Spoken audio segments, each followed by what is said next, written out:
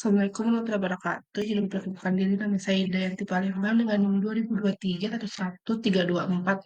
Di sini saya akan mempresentasikan studi kasus aktuating, yaitu implementasi aktuator elektrik untuk katup darurat atau emergency quench valve di pembangkit siklus kombinasi CCGT. Yang pertama adalah latar belakang. Bangkit siklus kombinasi atau kombinasi sikel gas turbin atau CCGT sering menggunakan sistem kondensor dan sistem pendinginan untuk menjaga kondisi vakum kondensor saat turbin berhenti mendadak. Salah satu fungsi kritis adalah katup sumber air darurat atau emergency quench spray valve yang membuka saat trip turbin agar temperatur cepat diturunkan dan mencegah kerusakan termal.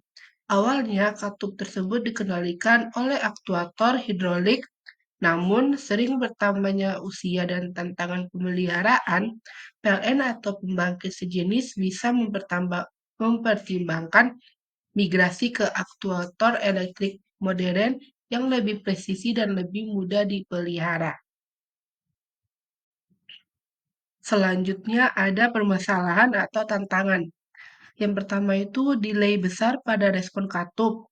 Aktuator hidrolik membutuhkan waktu lebih lama untuk membuka penuh, menyebabkan perlambatan pendinginan. Selanjutnya ada kebocoran atau kesalahan mekanis atau seal aus, kebocoran pipa hidrolik yang mengganggu performa aktuasi. Kemudian ada ketergantungan pada sistem hidrolik, risiko kegagalan sistem hidrolik, perawatan yang intensif, dan potensi kebocoran minyak.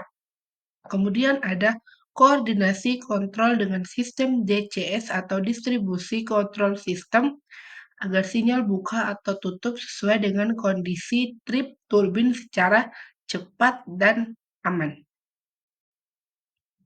Kemudian slide berikutnya itu ada solusi atau implementasi. Langkah dan aktivitas yang pertama itu ada pemilihan aktuator. Memilih aktuator elektrik linear atau rotary dengan karakteristik modulasi halus atau continuous dan rating tahanan lingkungan atau IP temperatur. Kedua ada integrasi. Integrasi aktuator dengan DCS sehingga sinyal kontrol 4-20 mA atau 0 sampai dengan 10 volt atau protokol field bus dapat memerintahkan posisi katup. Ketiga ada tuning control, menyusun control loop atau PID feed forward agar posisi katup tercapai secepat mungkin tanpa overshoot besar. Selanjutnya ada solusi atau implementasi.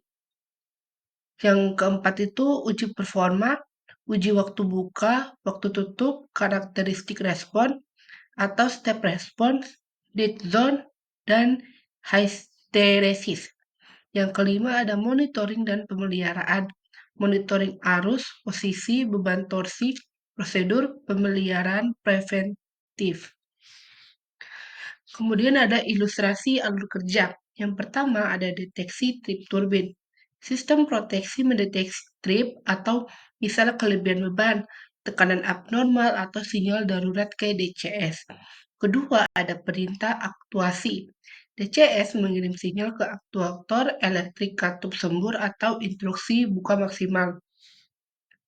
Yang ketiga ada pembukaan katup. Aktuator membuka katup dengan cepat. Aliran air sembur memasuki kondensor untuk menurunkan temperatur uap. Yang keempat ada loop control feedback. Sensor temperatur dan tekanan kondensor memberi umpan balik atau jika suhu sudah cukup turun, perintah katup disesuaikan atau modulasi.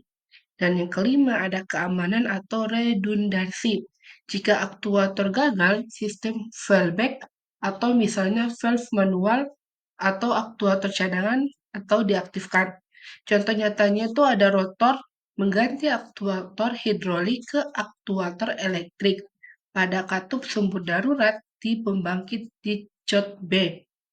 Sehingga respon lebih presisi, pemeliharaan lebih ringan, dan keandalan meningkat.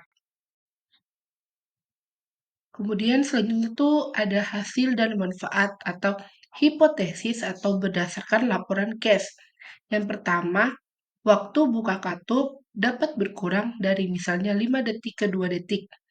Kedua, overshoot aliran air sumur dapat ditekan sehingga sistem tidak mengalami stres thermal berlebihan.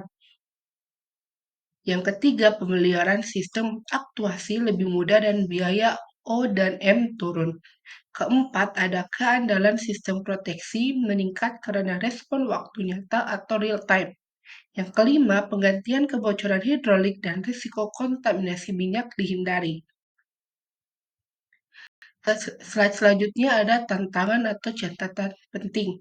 Yang pertama, aktuator elektrik harus mampu menangani beban torsi tinggi dan lingkungan berat seperti panas, kelembapan, dan debu. Kedua, redundasi dan sistem file save sangat penting agar jika aktuator elektrik gagal tetap bersedia alternatif. Ketiga, kalibrasi dan pengujian harus ketat agar waktu respon tetap konsisten. Keempat, integrasi protokol kontrol atau analog, digital, dan latensi sinyal perlu diperhitungkan.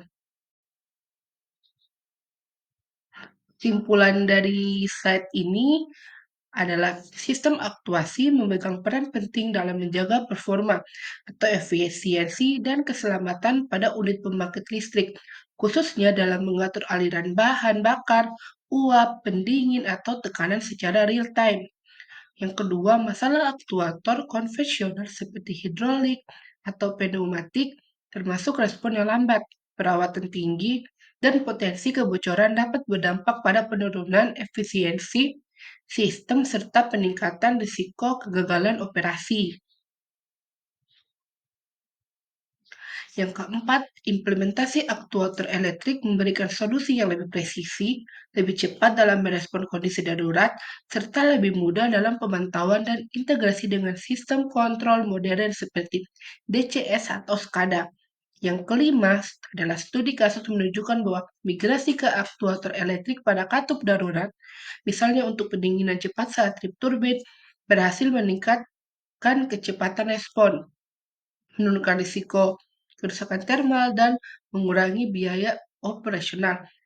Dan yang terakhir, namun pemeliharaan dan penerapan aktuator harus memperlihatkan kebutuhan torsi, lingkungan kerja, sistem kontrol, dan mekanisme file save untuk memastikan keandalan penuh. Berikutnya terdapat daftar pusaka yang saya ambil. Sekian dari presentasi saya mohon maaf bila ada kurangnya. Assalamualaikum warahmatullahi wabarakatuh.